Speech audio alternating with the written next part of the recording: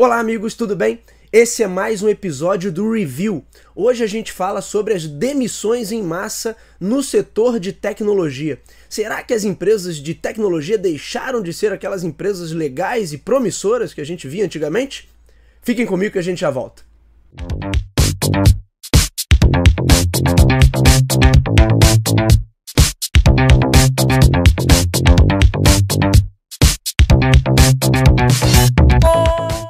A gente vem acompanhando aí no noticiário, na verdade desde o início do ano passado, uma série de demissões em massa nas empresas de tecnologia. Não apenas nas Big Techs, como também em muitas startups que do início de 2022 para cá demitiram muita gente. Eu tenho alguns dados aqui, em 2022 foram mais de 158 mil empregos perdidos na indústria de tecnologia como um todo. Os dados são do site Layoff for Your Information. Eu vou deixar o link aqui na descrição, da mesma forma que eu faço com os links das notícias que são citadas. 158 mil empregos ano passado. Só nos 2 primeiros meses de 2023, e olha que a gente ainda está no início de fevereiro, já temos 297 empresas de tecnologia que acumularam quase 95 mil demissões no total. Então a gente está aí hoje, dia 8 de fevereiro, e já somam 95 mil demissões em empresas de tecnologia no mundo todo. Isso em si já é uma questão, a gente vai falar aqui um pouquinho sobre as possíveis causas dessas demissões em massa, mas o que preocupa não são só as demissões e um esfriamento do setor de tecnologia como um todo, mas também a maneira como essas demissões vêm sendo conduzidas, né? Parece que se tornou um ponto bastante questionável como várias dessas empresas vêm conduzindo os seus processos de desligamento. Então essas empresas que eram vistas como super legais, super preocupadas com o bem-estar e a qualidade de vida dos seus funcionários, de uma hora para outra parecem ter se tornado grandes vilãs, né, de todo esse mercado. Um dos primeiros casos que a gente pode citar, ele é de dezembro de 2021, foi amplamente noticiado, quando o CEO de uma startup chamada Better demitiu 900 pessoas ao mesmo tempo por uma chamada via Zoom. Com toda a polêmica que isso foi gerada na época, o executivo foi afastado. Alguns meses depois ele acabou voltando para o cargo como se nada tivesse acontecido, e aí aconteceu de novo. Em março de 2022, o executivo Vishal Garg, então CEO da empresa, demitiu mais 3 mil pessoas, e aí, de acordo com matéria publicada pela Forbes, muitos dos azarados ficaram sabendo do desligamento quando perceberam que a verba da rescisão tinha sido depositada nas suas contas bancárias. De lá para cá, nós tivemos cases e mais cases, talvez um dos mais emblemáticos com o Twitter, desde que o Elon Musk assumiu o comando da companhia, mas também tivemos Meta, Amazon, Microsoft, mais recentemente o Google, e até o Google, que sempre foi meio que visto ali como um modelo de empresa que, desde o princípio, seus fundadores alardeavam: não nos curvaremos aos caprichos do mercado financeiro. Ele também não quis saber. Muitas pessoas que foram demitidas agora no início do ano pelo Google descobriram quando estavam tentando ingressar no prédio da companhia e seus crachás não mais lhe davam acesso ao edifício. Então, quer dizer, imagina você descobrir que foi desligado quando você não consegue mais entrar na empresa, ou então quando você tenta acessar um e-mail, uma outra plataforma corporativa qualquer, e descobre que todas as suas senhas foram bloqueadas. Além dessas gigantes, muitas startups, e até muitas delas conhecidas como unicórnios, né? Aquelas empresas que rapidamente ultrapassaram o valor de mercado da casa de $1 bilhão, muitas delas colocaram os sapatênis e as mesas de ping-pong de lado e descartaram equipes inteiras ao menor sinal de perigo. E o que está por trás de toda essa movimentação? O principal motivo para isso é bem óbvio, né? A gente tem cenário macroeconômico global com potencial recessão, o fim do período pandêmico que durante esse período a gente viu ali uma expansão muito grande dessas empresas e agora, passada a pandemia, ou pelo menos a sua pior fase, essas empresas não conseguem manter um ritmo de crescimento tão acelerado. É importante lembrar também que nos últimos anos essas empresas contrataram muito. Como havia uma perspectiva de crescimento e previsões extremamente otimistas, elas também contrataram muita gente. E agora o discurso mais aceito é que, óbvio, elas estão entrando numa fase de reequilibrar, né? Porque as expectativas já não são as mesmas, então é preciso reequilibrar as contas internas e, por isso, boa parte dessas demissões. Mas o ponto que eu quero trabalhar aqui é que todas essas explicações são válidas, mas na maior parte das vezes isso é uma licença poética para falar de algo talvez muito mais simples e, de certa forma, talvez óbvio, que é a questão dos ciclos competitivos e a chegada ao fim de um período de expansão, algo que acontece em qualquer setor, que os alunos de administração e marketing estudam lá, principalmente na fase de ciclo de vida de produto, né, que você tem introdução, expansão, maturidade e declínio. E nos ciclos competitivos, quando a gente olha para um setor inteiro da economia, a gente pode aplicar o mesmo conceito e também perceber que esses ciclos passam pelos processos, pelos momentos ali de expansão, mas em algum ponto eles começam a dar sinais de estagnação, quando entraríamos aí no tempo de maturidade e, na sequência, o declínio. Ainda olhando para esses ciclos, a gente tem o óbvio, né? Na fase da expansão, as empresas vão investir muito mais, são mais agressivas, contratam, apostam muito mais em marketing, fazem os seus lançamentos. Quando entra no período de maturidade, a expectativa é que muitas dessas empresas já tenham conquistado uma fatia interessante do mercado e aí elas começam, obviamente, a ter atitudes um pouco mais conservadoras. Afinal de contas, elas já se estabeleceram e aí elas vão, na teoria, né, vão usufruir daquele mercado que elas conquistaram durante o período de expansão, que é sempre um período mais agressivo, onde se gasta mais, onde a briga é maior, onde a competição é maior. Embora as empresas todas estejam em expansão, elas também não conseguem ter uma lucratividade muito alta justamente por conta de toda a agressividade desse período. Também se gasta muito. O grande ponto nisso tudo que faz com que o cenário atual seja diferente do que tradicionalmente a gente vê nos livros, nos manuais de marketing ou nos manuais de administração, é a hipercompetição. E aí eu quero mostrar dois livros aqui para vocês, dois livros que inclusive já foram citados ou aqui em vídeo ou no nosso podcast, enfim, seja no review ou seja nos episódios do Talk to Biz tradicional, mas dois livros que nos ajudam a entender muito bem esse processo. O primeiro está aqui, né? O Hipercompetição, do Richard Daveni. Eu já mostrei esse livro aqui para vocês. É um livro relativamente antigo. Aqui a primeira edição dele é de 1994. Daveni fala sobre os ciclos competitivos e por que a hipercompetição torna a abordagem muito diferente. E eu trago aqui um livro, um dos muitos livros, né, das centenas de livros do Peter Drucker. Esse aqui é o Administrando para o Futuro. Esse é um compilado, na verdade, uma coletânea com vários textos do Drucker. Essa edição aqui é de 2010, mas a primeira edição desse livro é de 2003, e alguns textos aqui datam do final dos anos 80, início e meados dos anos 90, então são textos bem interessantes que mostram como o Drucker já naquela época já estava vendo essa mudança de cenário e essa mudança de perspectiva. Começando pelo livro do Daveni, o que a gente tem ali? A hipercompetição faz com que esses ciclos competitivos se tornem cada vez mais curtos. E aí, por conta dessa redução dos ciclos competitivos, uma das fases que é justamente a mais afetada seria esse período de maturidade. Portanto, na visão do Daveni, as empresas passam de expansão a declínio, de novo expansão a declínio, expansão a declínio.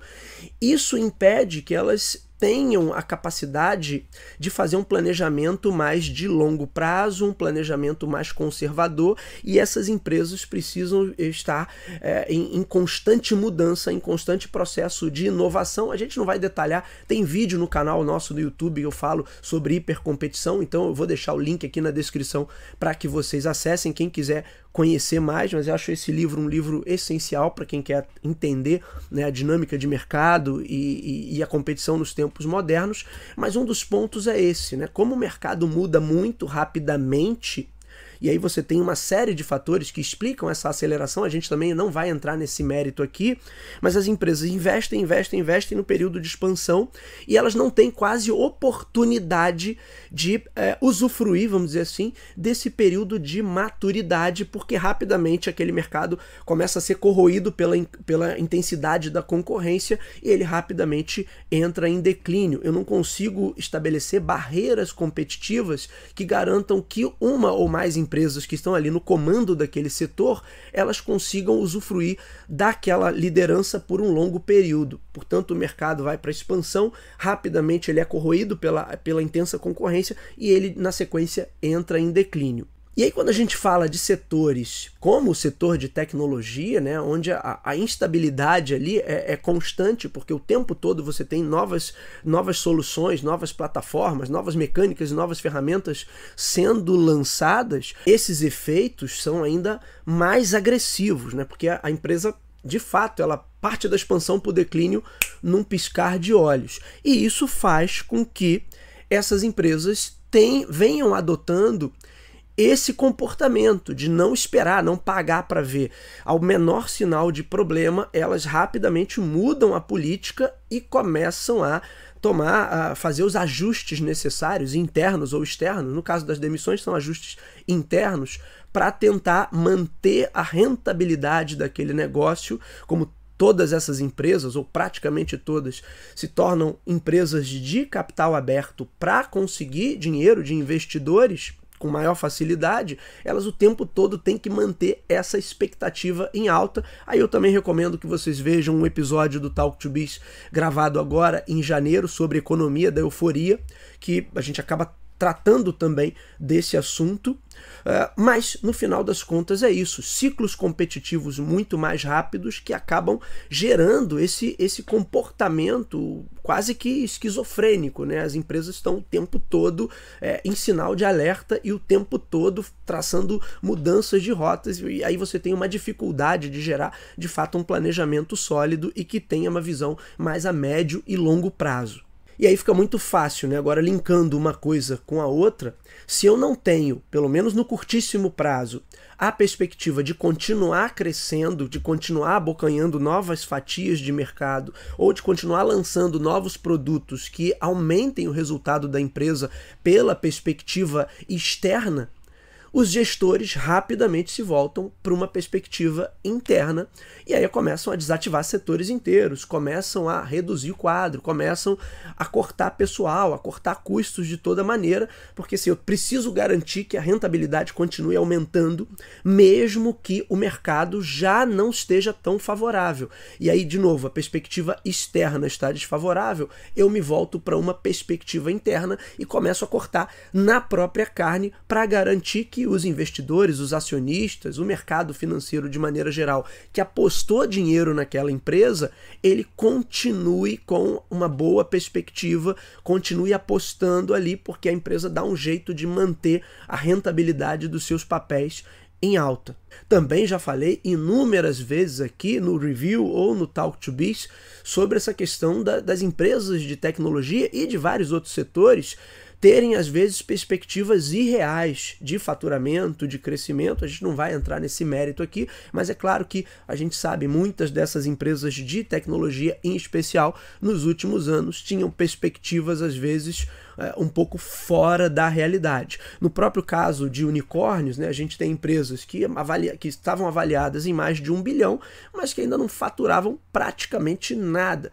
Então, uma hora, esse excesso de otimismo dos investidores também se retrai e essas empresas começam a ser mais cobradas, no sentido de trazer resultado mais rapidamente. E como também o cenário macroeconômico global não ajuda, o custo do dinheiro está maior, tudo isso converge nessa postura muito mais agressiva e que antes a gente não via tanto nessas empresas, né? Que elas gostavam de se posicionar como super legais e super preocupadas com a orientação ao cliente, né? Qualidade total no atendimento, qualidade total de vida para os nossos colaboradores e, obviamente, esse discurso que sempre foi poético, sempre foi muito falseado, né? Muito inflamado ali para as campanhas de relações públicas, mas que isso agora fique evidente, que no final das contas, ali no frigir dos ovos, olha, não tem jeito, bota essa galera para correr, porque a gente precisa dar resultado aqui na outra ponta.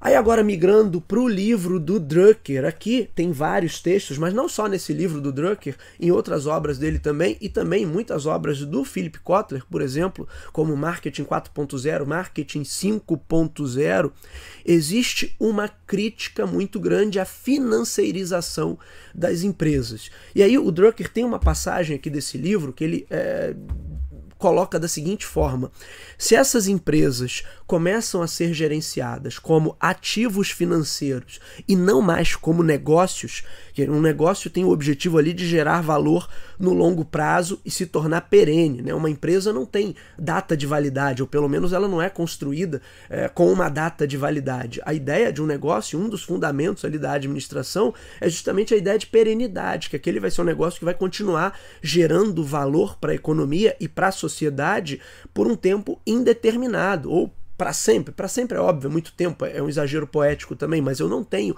um prazo de validade ali.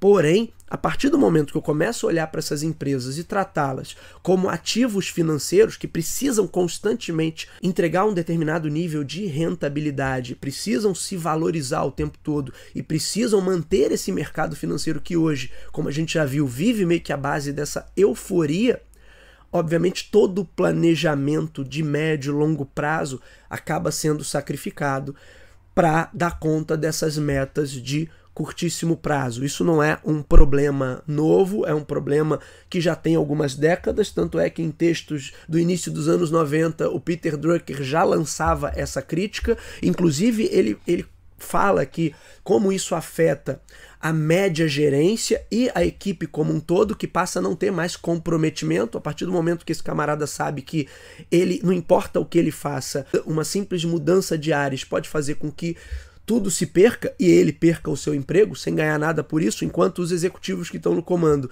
ainda negociam essas vendas, negociam essas saídas, negociam essas movimentações e ainda embolsam alguns milhões de dólares, o nível de comprometimento vai lá embaixo. Vejam que, olhando pela perspectiva do gestor de um ativo financeiro, o papel desse gestor é fazer com que o ativo continue gerando o mesmo nível de retorno. Então, nessa perspectiva, pela perspectiva puramente financeira, não está errado, né? Não é um erro que esses gestores estão fazendo. A crítica é que essa disputa, né, e essa disposição de custe o que custar, eu preciso continuar aumentando a lucratividade e a rentabilidade de um negócio, faz com que todos os projetos olhando para o futuro acabem sendo comprometidos, porque não tem jeito, eu preciso dar retorno agora. Esse dar retorno agora impede que a empresa olhe para o futuro com uma perspectiva de investimento e com uma perspectiva de conquista de mercado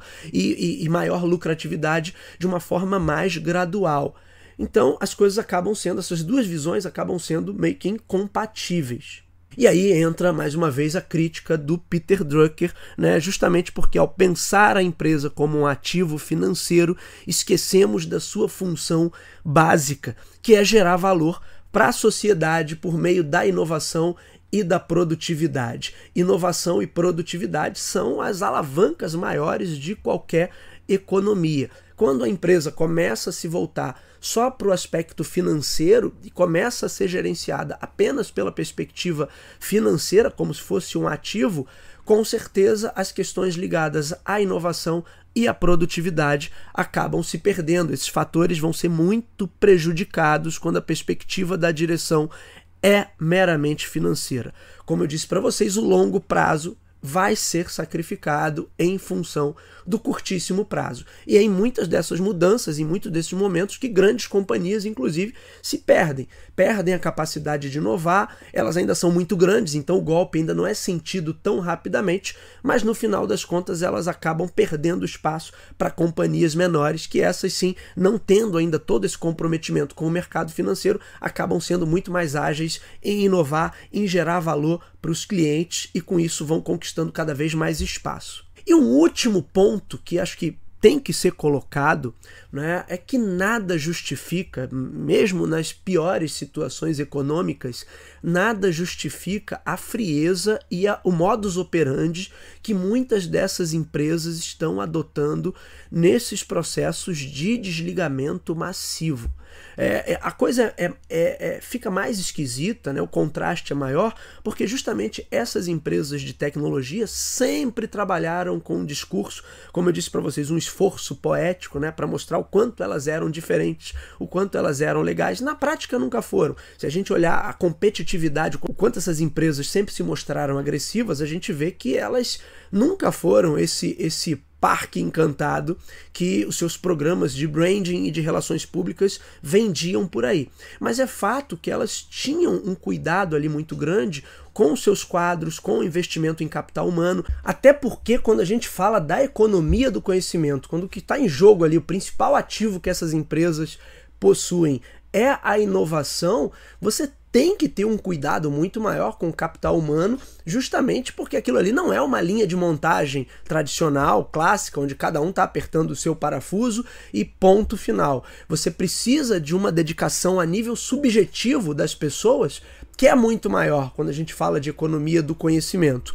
Portanto, esse contraste é o que de certa maneira vem chocando a opinião pública, a mídia especializada, como essa frieza, né? Parece que você tá sendo desconectado de um sistema sem qualquer pudor, e aí tem uma série de matérias, Forbes, Wired, como de costume eu estou deixando todos os links aqui na descrição do vídeo para que vocês possam acessar esse conteúdo original, mas parece que isso se tornou um modus operandi e tem muita gente por aí que acha isso muito legal. Não, tem que ser objetivo, mas não é uma questão de objetividade.